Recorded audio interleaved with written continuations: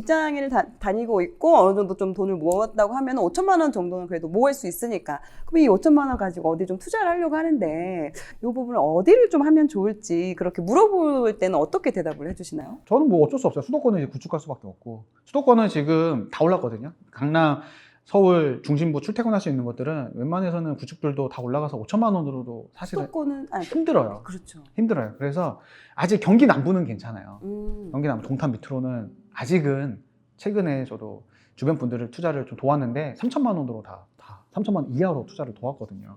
1천만 원으로 투자하신 분들도 있고.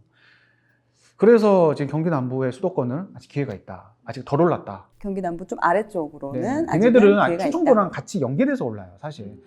지리적으로는 충청도고 사실은 경기도긴 하는데 지리적으로 충청도이기 때문에 주소만 경기도. 네, 충청도랑 연계돼서 올라가는 경향이 좀 있습니다. 그래서 좀 그쪽 지역이 아직 출발을 안 해서 지금 거기 들어가는 게 좋지 않을까. 아직 판단에. 수도권에도 그런 기회가 있다라고 말씀을. 뭐 그렇죠. 거기도 또 워낙에 또 호재가 많은 곳이고, 호재가, 저는 이제 호재 보고 투자라는 얘기는 안 하지만 네네. 그래도 충분히 상승 불씨를 일으킬 수 있는 여지가 있기 때문에 그걸 얘기하면 또 얘가 혹해. 사람들이 호재 얘기하면 아 그래? 하면서 내가 아무리 그런 얘기들을 많이 해도 뭐 상승 흐름이 이렇게 전이돼 가지고 이렇게 올라올 것 같아, 전세 가격이 이제 전세가 없고 전세 가격이 올라올 것 같아, 이렇게 얘기해봤자 아무 의미가 없어. 여기 그냥 삼성이 100조 투자했대. 오 그래? 하면서 그게 투자. 확 와닿는 확 거지. 와닿아. 일반인들한테는 뉴스처럼 와닿아. 네, 자극적인 그쵸. 뉴스처럼. 그래가지고 그렇게 얘기를 해가지고 투자를 유도를 하고 있지만, 다행인 거는 그래도 투자하자마자 다 올라서 좀 어깨를 좀 피고 있죠. 그렇다면 만약에 좀 더 돈을 좀 모아서 내가 한 1억 정도 있다. 그러면 좀 더 지역을 좀 더 이렇게 넓혀볼 수 있을까요? 훨씬 더 높일 수가 있죠. 1억이면 그래도 뭐 인천 같은 경우는 어디든 웬만해서는 다 인천. 갭투자 다 할 수 있고, 웬만해서는. 그다음 청주도 할 수 있고, 그다음에 지방은 중소도시는 다 뭐 거르지 않고 다 할 수 있어요. 저도 얼마 전에 포항을 또 투자를 했거든요. 어제 제가 포항을 다녀왔어요. 전세 세팅을 하려고. 거기도 갭이 2천만 원에 투자를 했으니까 그런 것들을 보면 얼마든지 기회가 있습니다. 얼마든지 기회가 지방 있어요. 같은 경우는 지금 빌라가 아니라 지방은 절대 빌라 투자 안 하고 아파트 신축 위주로, 아니면 뭐 구축도 괜찮아요. 왜냐하면 신축이 너무 많이 올라가 버리면 주변에 있는 구축들까지도 이제 올라갈 수가 있으니까. 받으니까. 대전 보면 구축이 뭐 안 올라간다라고 예전부터 얘기를 많이 했지만, 그거는 왜냐하면 2018년도에 입주 물량이 너무 많았어요. 전국에 50만 세대가 들어왔잖아요. 수도권에만 27만 세대가 들어왔어요. 역대급으로 들어왔거든요. 그때는 구축이 다 죽었어요. 왜냐하면 새 아파트가 이렇게 들어오는데 구축이 어떻게 올라?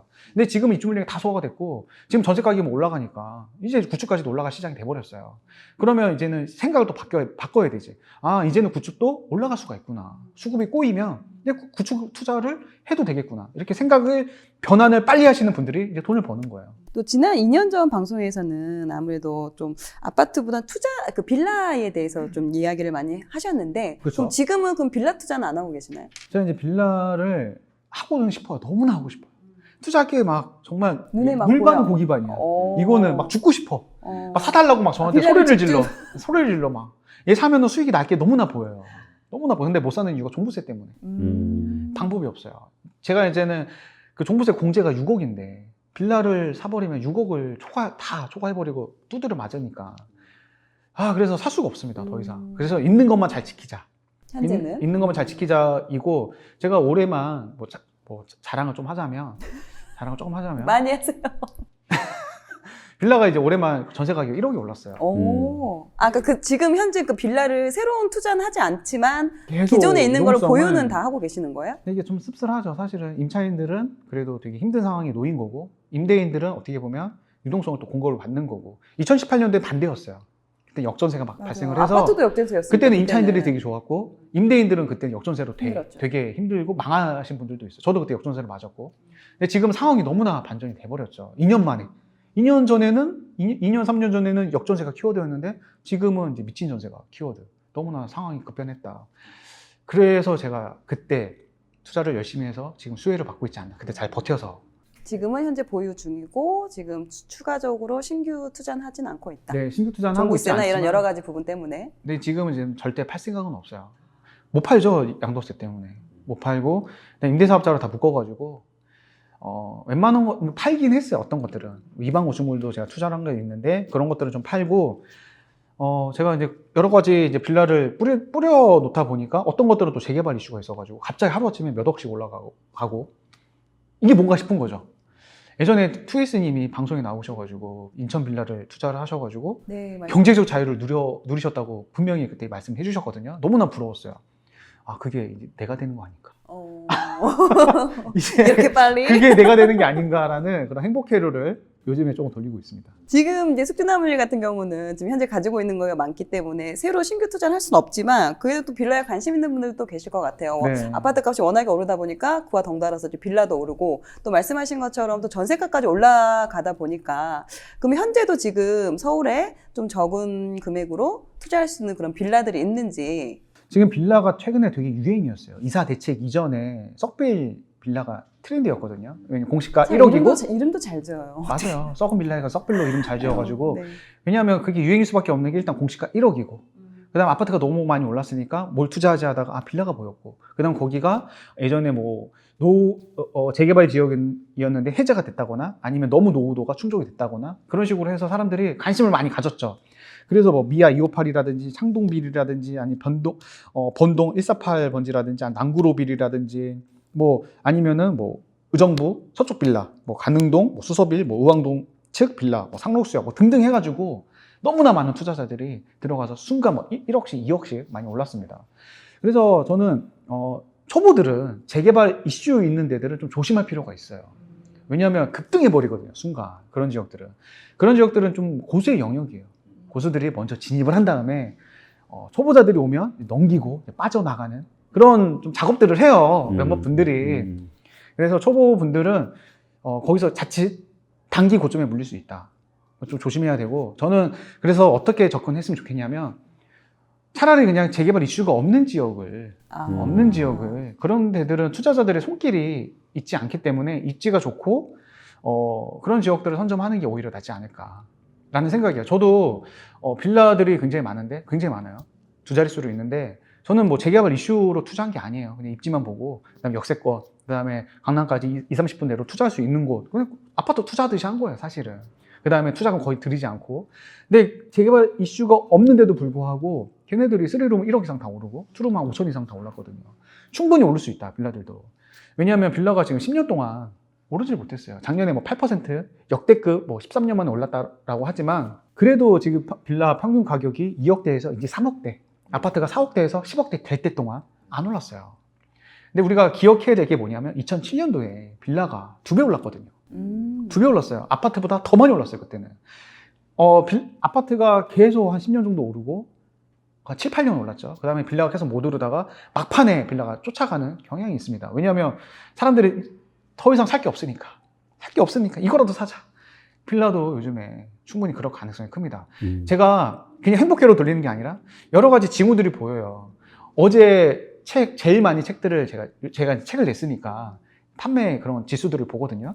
내 거 또 책도 얼마나 네, 팔렸는지도 확인하면서 보면- 겸사겸사. 근데 최근에 재개발 재건축 책이 원래 순위 바뀌었어요. 오래 전에 나왔으니까. 근데 갑자기 순위권 2, 3위권으로 올라오더라고요. 그만큼 관심이 많다. 관심이 많은 거죠. 빌라에 관심이 많으니까 공부하려고 재개발 재건축 책을 사람들이 사고 있다.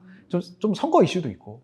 그다음에 오세훈 서울시장이 만약에 당선된다고 하면 지금 공공에서 민간으로 이전이 될 확률이 뭐 쉽진 않겠지만 1년밖에 없어서 1년밖에 임기 기간이 1년밖에 없어서 쉽진 않겠지만 그래도 분위기라는 게 반전이 될 수가 있으니까 기대를 갖고 있다. 사람들이 그런 기대 심리가 이렇게 많아지면 충분히 불씨가 생길 수가 있거든요. 네, 불씨가 생길 수가 있으니까 벌써부터 저도 어젠가 이틀 전에 단일화 하자마자 바로 전화가 오더라고요, 부동산에서. 빌라 좀 팔라고. 진짜? 팔라고. 그래서 얼마 받아줄 수 있어? 라고 하니까 제가 이제 1억대 샀는데 3억대 초반까지 받을 수 있다고 얘기를 딱 하더라고요. 재개발 이슈가 있긴 해요. 그래서 안 팔겠습니다. 라고 하고 일단 지켜보는 입장이죠, 저도. 그래서 지금 이런 것들이 막 지금 거의 들끓고 있다. 알게 모르게. 라는 게 제 생각입니다.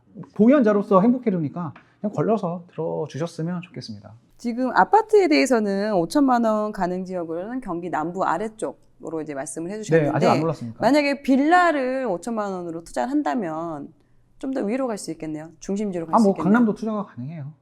네, 강남도 지금 뭐 3, 4천에 충분히 투자가 가능하고 이런 질문들이 많아요. 강서 화곡동이라든지 뭐 나쁘진 않아요. 거기도 나쁘진 않은데 근데 그런 지역들보다는 아니면 뭐 강남 쪽으로 와도 뭐 재개발 이슈가 전혀 없더라고 해도 그런 지역이 투자금 5천 이내라고 하면 그런 적이 낫지 않을까. 근데 저는 5천이라고 해도 빌라는 개인적인 철학은 투자금이 안 들어갔으면 좋겠어요. 왜냐면 환급성이 안 좋기 때문에. 근데 투자금이 너무 많이 들어가면 아파트는 투자금이 들어가고 한순간에 올라갈 수가 있거든요. 분위기 타면 급등하잖아요. 한순간에 1억 2억 올라가는 게 순간적으로 우리 다 경험을 했습니다. 근데 빌라는 그렇게 한순간에 올라가지 않아요. 천천히 올라가지. 그러면 내 돈이 묶여 있으면 장기 투자를 못 해요. 왜냐면 그때는 오랫동안 이제 투자 세계에 머무르면 이제는 아파트가 눈에 들어오고 이제 올라갈 지역들이 막 보이면 내 돈이 묶인 게 너무 아까운 거야. 그러면 냉큼 팔아버릴 수 있거든요. 그래서 빌라 같은 경우는 투자금이 최대한 안 들어갔으면 좋겠다. 최대한 안 들어갔으면 좋겠다라는 게 제 생각입니다. 오히려 빌라를 많이 투자해 보신 분의 그런 경험상 종잣돈 5천만 원이 있으면 빌라 5천만 투자보다는 원도 너무 빌라 비싸요. 투자보다는 오히려 아파트 쪽으로 관심을 갖는 게 좀 빌라는 정말 발품만 많이 팔면 더 안정적이다. 네, 정말 싸게 살 수 있거든요. 팔고 싶어가지고 정말 힘드신 분들이 많아요. 네, 왜냐하면 하락장을 오랫동안 빌라는 겪었거든요. 요즘에 조금 분위기가 좋아지긴 했지만 그러면 저도 한 2년 전부터 2, 3년 전부터 빌라 투자를 했지만 정말 분양 가격 그대로 파신 분들도 있고 4, 5년 전에 받으신 아니 분양 가격보다 훨씬 더 싸게 저한테 파신 경우도 있어요. 손해보고 판 거죠. 정말로 팔고 싶으니까. 그러면 그런 것들을 발품을 통해서 내가 잡으면 안전마진을 그만큼 확보를 했고 전세를 시세대로만 놓으면 투자금은 거의 들어가지가 않거든요. 전세를 시세대로 놓는 거니까. 그러면 그런 식으로 투자를 하는 게 오히려 빌라 투자를 접근하려면 투자금이 최소로 들어가거나 거의 잘 안 들어갈 수 있을 만큼 할 수 있는 그런 노력을 통해서 그걸 얻어내야 되는 부분인 거네요. 네, 싸게 사면은 전세 보증보험도 충분히 불안하면 가입을 해줘서 임대인과 임차인이 서로 윈윈이 될 수가 있는 거죠. 그렇게 해서. 그 소장님이 보시기에 빌라의 적정가를 판단하는 방법은 좀 있을까요? 이 정도면 싸다라고 생각하는 부분들. 일단 많이 보고 이제 비교를 통해서 첫 번째. 네, 첫 번째 많이 보고 많이- 100개 정도 봐야 된다. 네, 그다음에 이제 지분을 보고 지분 보고 지분 저는- 땅의 양 네. 그 크기죠. 그다음에 이제 공시가를 저는 꼭 확인을 공시가. 합니다. 공시가가 왜냐하면 공시가의 150%까지는 150%에서 80%까지는 전세 대출이 나와요. 그러면 공시가 150%에서 80%의 전세 대출이 나오니까 공시가가 어떻게 보면 빌라의 가치를 은행권에서도 확인을 시켜주는 거거든요. 그걸 통해서 매매업을 하시는 분들도 공시가를 통해서 기준을 잡고 빌라 가격을 책정하는 경우도 많습니다. 왜냐하면 시세가 명확하지 않으니까 기준이 필요한 거야. 공시가라는 기준이. 그래서 내가 이제 빌라를 샀어. 빌라를 샀는데 전세를 놓고 싶어. 그러면 단순하게 계산하시면 돼요. 공시가의 150%에 80% 전세 대출이 나온다. 전세 대출이 나온다. 그러면 만약에 그렇게 해서 전세 대출이 한 뭐 2억 8천까지 나와. 그럼 내가 3억이 샀으면 그러면 갭 투자가 한 2천만 원 정도. 2천만 원 정도. 전세 가격이 나는 빌라의 현재 시세라고 생각을 해요. 그래서 그거보다 비싸게 사면은 나는 꼭 정말 호구가 되는 거고, 그거보다 싸게 사면 정말 안전마진 확보한 거다. 저만의 이제 기준을 그렇게 잡고 있습니다. 그러면 공시가라는 건 공시 가격의 공시지가예요. 공시가 공동주택 공시 가격. 그게 전부 다 나오진 않잖아요. 전부 다 나오죠. 요새는 전부 다 나오나요? 네. 그랬군요. 공동주택 공시 가격. 그거를 기준으로 이제 한 150% 정도를 보는군요. 네. 그걸 기준으로 보는데 신축은 공시가가 없어요. 지금 신축 가격이 그러니까 너무 비싸요. 음. 그래서 신축은 저는 좀 지양을 했으면 좋겠습니다. 지금 신축 가격 보면 웬만한 서울 아파트 분양 가격이랑 맞먹어요. 정말로 그래요. 그렇다면 절대 사면 안 되는 빌라가 혹시 있죠. 그냥 신축 아니, 그거보다 더 있습니다. 더 있어요? 네, 더 어떤 있어요. 게 있나요? 일단 위반 건축물은 사면 안 돼요. 위반 건축물이 뭐냐면 일단 빌라 같은 경우 확장을 하거든요. 탑층 같은 경우는 그렇죠. 확장을 해요. 왜냐하면 빌라는 사선 제한 때문에 이게 계단처럼 꺾어서 지어요. 근데 이거 꺾어서 이렇게 짓는데 그 부분을 판넬로 다 이제 채웁니다. 왜냐하면 채우면은 그만큼 공간이 늘어나면 분양가도 올릴 수가 있어요. 근데 그게 다 불법이에요. 불법인데 그걸 사는 순간에 최종 소비자가 최종 구매한 사람이 이행강제금을 평생 내야 돼요. 평생 내야 돼요. 그러면 신축을 지을 때부터 아예 이렇게 위반 건축물로 짓는다는 거예요? 지금 많이 지어요. 근데 지금은 많이 좀 없어졌어요. 왜냐하면 이행강제금을 평생을 내야 되니까 요즘 신축들도 판넬을 하지 않고 그냥 테라스로 그냥 팔아요. 분양가를 올려가지고 팔아요. 예전에 쪼개가지고 금액을 분양가 작게 해서 팔았다면 요즘에는 그냥 크게 해서 비싸게 팔아요. 그냥 분양 가격이 올라갈 수밖에 없죠, 당연히. 근데 예전에 분양했던 것들은 그대로 남아있어요. 그 위반 건축물들이. 근데 그것들을 만약에 사면은 만약에 시군구청에 적발이 되면 평생 이행강제금을 내야 됩니다. 평생. 거의 뭐 한 평당 그 확장이 되면 한 25만 원? 투룸 같은 경우는 한 2평 정도가 확장이 돼요. 그럼 매년 50만 원 정도 내야 그걸 되고. 팔 때까지는. 팔 때까지 평생 내야 돼요. 그리고 무엇보다 문제는 매매대출이랑 전세대출이 안 나와요. 그럼 그 이행강제금 나오는 빌라는 잘 안 팔리지 않을까요? 절대 안 팔리죠. 매매대출이랑 전세대출도 안 나오면 매매하시는 분들도 받아주지가 않고 전세 세입자도 올 수가 없어요. 이러지도 저러지도 못하고 사면 초과에 빠지는 거예요. 그럼 이 방송 듣는 분들이 사실은 그런 빌라를 살 수도 있잖아요. 살 수 있어요. 그럼 왜냐하면 가격이 싸니까. 그럼 미리 그거를 알아볼 수 있는 방법은 없을까요? 알아볼 수 있는 방법은 일단은 걸렸으면 건축물 대장을 띄면 거기에 위반 건축물이랑 딱지가 붙거든요. 그러면은 매입하기 전에 미리 그걸 떼어봐서 확인을 해야겠네요. 근데 문제는 뭐냐면 안 걸렸으면 그게 위반 건축물이 나오지가 않아요. 안 걸렸어요. 기존에? 네. 안 걸린 것들을 내가 샀는데 걸리면 그때는 큰일 나잖아요. 그때는 어떻게 확인하냐면 그냥 외관상 확인할 수밖에 없습니다. 딱 외관상 뭔가 색깔이 달라. 외관이 확정이 된 것 같아. 첫 번째로 그렇게 확인을 하고 정말 확실한 거는 구청에 가가지고 도면 달라. 도면 달라라고 얘기해서 나 여기 매입하고 싶은데 허가를 내줬으니까 그러면은 보여줘요. 그러면 그거랑 산 거랑 대입을 해보면 달라지는 부분은 확장이 된 거니까 그 부분들은 주의하면 되죠. 구청에 가면은 도면 다 받을 수 있습니다. 네, 건축가 가가지고 주소 말해주면 그 도면 보여줘요. 뭐 숙진아님께서 사실 빌라 투자 많이 하시잖아요. 네. 좋은 빌라다라고 하는 부분은 혹시 뭐 이거는 좀 이건 좀 괜찮겠다라고 하시는 부분 그 중요를 결정하는 부분들이 있을까요? 네. 네, 뭘까요? 저는 오히려 신축 빌라보다는 그냥 한 10년 정도 됐고 10년 정도 됐으면 엘리베이터가 있거든요. 그 이상 되면 엘리베이터가 없어요. 엘리베이터가 있고 또 주차도 1년 주차가 되고 그 다음에 그런 빌라들은 좀 넓어요 생각보다. 옛날 빌라들은 좀 넓어요. 엘리베이터가 없으면 뭐 2층까지는 괜찮아. 근데 넓은 빌라들은 올수리를 싹 하면 수요가 많아요. 왜냐하면 요즘 신축 빌라들은 다 작게 지어요. 다 쪼개서 지어. 정말 작아요. 투룸이 몇 평인 줄 아세요? 투룸이 전용이 9제곱미터밖에 안 돼요.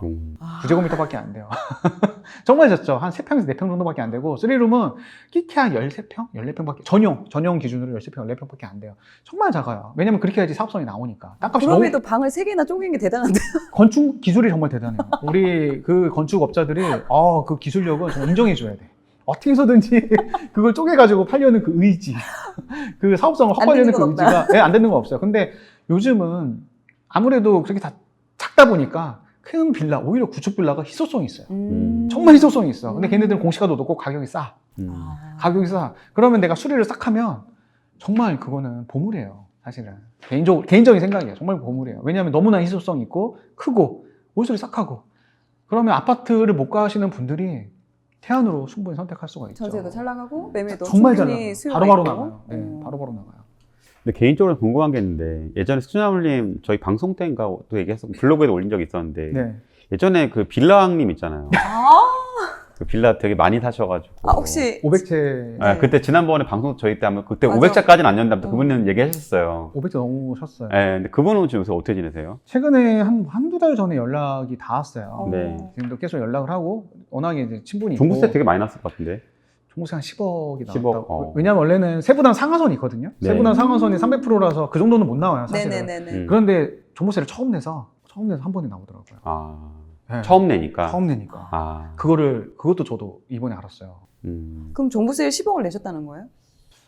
내신 것 같고 내셨다고 하더라고요. 왜냐하면 전세 가격이 많이 올라서 그 부분을 그래도 충당을 다행히 받아서 냈고 그 다음에 또 이번에 또 전세 가격이 많이 올라가다 보니까 또 이번에 충분히 또 내실 것 같습니다. 보니까 참 이게 그래요. 이게 세금을 올리면 올릴수록 이게 전세 가격이 오히려 올라가는 좀 이렇게 부작용이 저는 옆에서 이렇게 보면 체감이 확실히 되더라고요.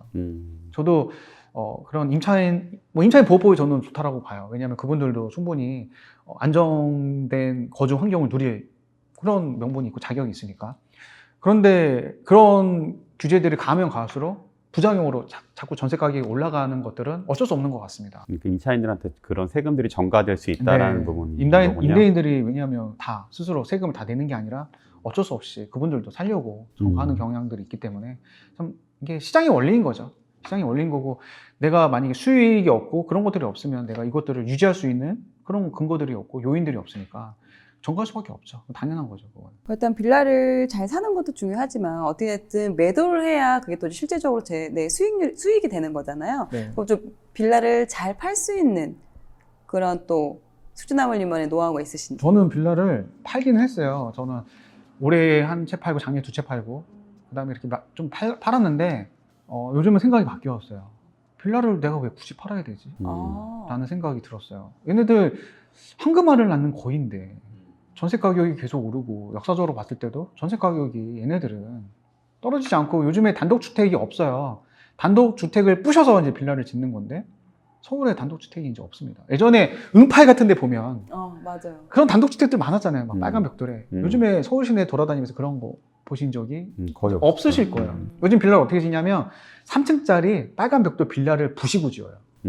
오히려 빌라를 부시고 다시. 지어요. 요즘에 단독주택이 없으니까. 그러면 보상 가격이 올라가고 빌라에 대한 분양 가격은 당연히 올라갈 수밖에 없습니다. 그러면 점점 빌라를 짓기가 힘든 환경인 거예요. 땅이 없으니까. 그러면 내가 이렇게 희소성 있는 서울에 대지 지분을 깔고 있는 빌라를 내가 갖고 있고 몇 개는 지금 재개발 이슈가 터지고 있는데 빌라 한 방이 있거든요. 터지면 순간적으로 확 올라가는 한 방이 있는데 내가 이거를 왜 괜히 팔아서 왜 내가 황금알 낳는 거위를 배를 가릴까. 그리고 제가 최근에 빌라를 좀 팔았어요. 이방 건축물 빌라였거든요.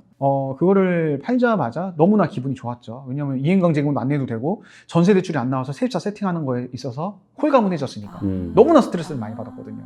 부동산 사진들마다 저 이거 안 해요. 다 기부업 해버려요. 안 빼줘. 그 누구도 안 빼줘. 세입자는 당장 돈 달라고 하는데 세입자가 안 구해지는 거야.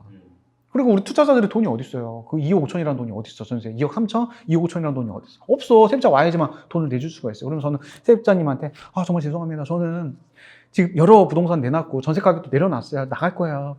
좀만 더 기다려 주세요라고 하지만 저는 마음이 항상 타들어갔죠. 그쵸. 타들어갈 수밖에 없어. 심지어 보증보험을 가입을 처음에 해놨으면 그러면 그분은 보증보험 허구로부터 돈을 받고 보증보험 회사가 저한테 이제 계속 돈 달라고. 네. 그러면 이자 100만 원씩 계속 나가거든요. 근데 경매로도 붙일 수 있는 거고. 그러면 저는 항상 어렵잖아요, 상황 자체가. 그렇죠. 그래서 저는 팔았을 때 너무나 기분이 좋았어요. 그런데 팔자마자 반전이 있네. 팔자마자 끝난 게 아니구나. 재개발 동의서를 접수를 하면서 그게 갑자기 1억이나 이제 올라간 거죠. 이게 웃긴 거죠. 이게 너무나 팔고 싶었는데 사람이 간사한 거야. 팔자마자 너무나 기분 좋았는데 갑자기 재개발 이슈가 있으니까 괜히 팔았어라고 후회가 되는. 그렇죠. 사람이니까. 사람이 간사해. 그럼요. 괜히 팔았어. 뭐 하루아침에 못나니까 갑자기 후회가 되는. 그것도 좀 어느 정도 기간을 두고 좀 서서히 올랐으면 그래 네. 그럴 수 있어 하는데 그게 아니라 매도하고 나서 얼마 지나지 않아서 확 오르면. 그래서 제가 드리는 속상하지. 말씀이 뭐냐면 그냥 빌라는 갖고 있어야겠다. 팔지 말아야겠다. 웬만해서는. 제가 워낙에 또 싸게 샀고 그 다음에 전세 가격보다 제가 시세보다 더 싸게 줬거든요. 지금 진입하신 분들은 저보다 훨씬 더 전세를 높게 빼서 투자를 하고 있어요. 그러면 내가 굳이 이거를 팔아가지고 양도세 내가면서 양도세 내면 수익도 없거든요. 그럴 바에는 그냥 가져가자. 지금 이러고 있습니다. 근데 종부세가 좀 문제가 돼요. 근데 임대 사업자라서 종부세는 일단은 다행인데 얘네들이 자진 말소가 되면 이제 종부세가 다 합산이 돼버리거든요. 그러면 그 생각도 있어요. 10년짜리로 등록을 할까. 아파트는 10년짜리 등록이 안 되는데 네. 빌라는 그래도 10년 등록이 되거든요. 그 다음에 지금 빌라 투자하기가 힘들어요. 사람들이 들어오질 못해요. 종부세랑 취득세랑 이런 것들 때문에 들어오질 못해. 그러면 당연히 뻔히 예상할 수가 있어요. 전세가 없겠구나. 경쟁자가 없으니까. 그러면 가져가야지 라는 생각이 드는 거죠. 네. 근데 그게 모든 빌라에 다 적용이 되지는 않겠죠. 말씀하신 것처럼 입지가 괜찮고 전세가가 오르면서. 저는 주변에 이런 말씀을 드려요. 올해는 정말 계집마저 오르는 대세 상승장이 올 것이다. 함부로 입을 놀리고 있습니다. 그럼 일단 지금 현재 만약에 빌라를 가지고 있으시고 이게 종부세는 부담은 안 되지만 이걸 팔까 말까 고민하시는 분들 같은 경우는 아직은 그럼 급하게 매도를 급할 필요는 없어요. 없다? 지난 상승장도 정말 구석 다 올랐어요. 빌라까지도. 저희 어머니가 2000년도에 빌라를 샀고 그 계속 안 오르다가 1억에 샀거든요. 9천만 원. 계속 안 오르다가 2006년, 2007년에 2억이 한 번에 되는 걸 저는 목격을 했어요. 그게 입지가 정말 안 좋았어요. 강북구 미아동이었고 그 다음에 마을버스를 5분 정도 올라가야 되고 산꼭대기에 있는 빌라인데 반지하였고 그런 빌라가 한순간에 1억짜리 2억이 된 걸 보니까 전 그것들을 경험한 상태다 보니까 가져가는 게 좋지 않을까. 그러면 인천이나 뭐 지방도 다 그렇게 가져가는 게 맞다고 생각하세요? 저는 인천이나 네. 그런 데보다는 투자금이 차이가 없거든요. 서울도. 그러면 굳이 인천을 아. 살 필요는 없다는 제 그러니까 생각이에요. 지금 말씀하신 빌라는 서울 빌라를 말씀하시는 네, 거군요. 서울 빌라 왜냐하면 안에서만. 지금 사실 뭐 인천이나 뭐 경기도나 지방에서 이제 빌라를 뒤늦게 매수하신 맞아. 분도 아까 그 실거주로 사시는 분도 많으시잖아요. 근데 거기는 이제 정확히 재개발 이슈가 있어야 돼요. 그러지 않으면은 저는 투자를 안 하셨으면 좋겠어요. 거기가 이제 구역 지정까지 되고, 그 다음에 조합 설립 인가가 되고, 그러면은 상관이 없는데, 아니면 구역 지정도 안 됐는데 들어가는 건 선수의 영역이고, 확실하게 여기가 된다라는 게, 확정이 될 때 들어갔으면 좋겠어요. 그러지 않으면은 정말 피볼 수가 있어요. 그래서 조합 설립 인가가 되고, 사업시행 인가가 되면 더 좋고, 투자금이 더 들어갈지언정 안전하게 했으면 좋겠다. 말씀하신 빌라는, 거는 네. 지금 가져가야 할 빌라 같은 경우는 서울 안에 있는 서울 것들을 안에서는 말씀하시는 재개발 이슈가 거고, 없어도 올라가니까 충분히. 지방이나 네. 인천, 경기권 같은 경우는 좀 조심해야 할 부분이 많다. 네, 충분히 이제 모멘텀이 되는 그런 빌라들 투자하는 게 좋겠다라는 게 제 개인적인 견해입니다. 그럼 만약에 이제 지금 현재 서울이 아니라 경기권에 지금 빌라를 가지고 있고 재개발 이슈도 없는 걸 내가 지금 모르고 샀어요. 뭐 지방이든 경기권이든 뭐 이런 경우는 어떻게 좀 잘 팔 수 있을까요? 어쨌든 이걸 정리를 해야 될 텐데. 빨리 팔고 싶은 예, 빨리 잘. 거 빨리 잘 이미 사신 분. 이미 사신 분. 뭐 다- 왜냐면 사실 이렇게 투자 목적으로 여기도 잘 오르겠지. 아파트 수요가 많으니까 빌라도 서울처럼 오르지 않을까라는 그런 기대 심리에 들어가신 분들도 계실 거란 말이에요. 그런 분들 같은 경우 좀 이걸 그러면 좀 매도를 해야 되겠다. 뭐 투자금이 안 묶였으면 상관이 없어요. 왜냐면 기회비용 자체가 없는 거니까. 근데 투자금 너무나 많이 묶이는 경우도 있어요. 경기도인데도 막 1억 막 갭으로 투자하시는 분들이 그럼 차라리 간혹- 아파트로 넘어가는 게 그러니까. 나으니까. 근데 간혹 있더라고요, 그러신 분들이. 근데 그렇게 투자금 너무 많이 묶였으면 기회비용 너무 아깝잖아요. 좀 공부해서 그냥 아파트 투자하면 되는데 그 돈이면 훨씬 낫거든요. 그러신 분들은 그냥 빌라 가격을 낮춰서 파느니 그냥 수수료를 부동산 사장님한테 수수료를 많이 올리는 게 차라리 그게 나아요. 왜냐하면 빌라라는 게 시세라는 게 명확하지 않기 때문에 그 부동산 사장님들의 그런 영향력이 굉장히 큽니다. 사실은 어쩔 수 없는 현실이에요, 이게. 그래서 그분들의 그런 실력을 믿고 수수료를 그냥 많이 드리고 그냥 파는 게, 결단을 내리고 파는 게 좋지 않을까. 저도 그렇게 해서 좀 팔았거든요. 그래서 그렇게 하는 게 좋지 않을까라는 게.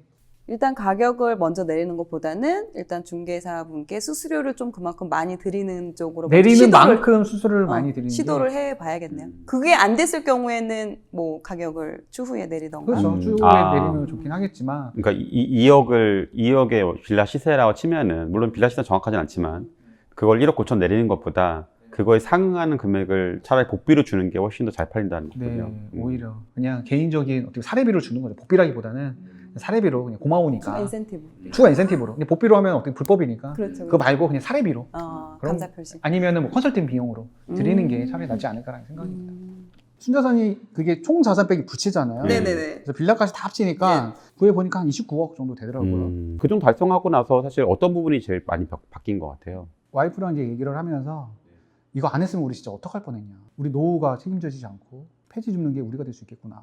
저도 부동산으로 좀 약간 여러 가지로 이렇게 투자 공부를 해보고 싶어요. 돈을 벌어보고 싶어요. 라고 하면은 제일 먼저 권하는 건 어떨 것 같아요? 저는 뭐 제일 먼저 하는 거는